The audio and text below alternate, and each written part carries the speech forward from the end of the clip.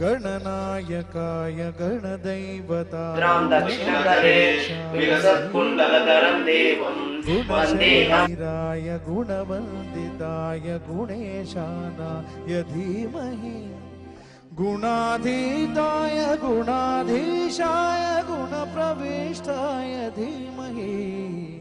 एकदन्ताय वक्रतुण्डाय गौरीतनयाय धीमहि गजेशानाय भालचन्द्राय श्रीगणेशाय धीमहि एकदन्ताय वक्रतुण्डाय गौरीतनयाय धीमहि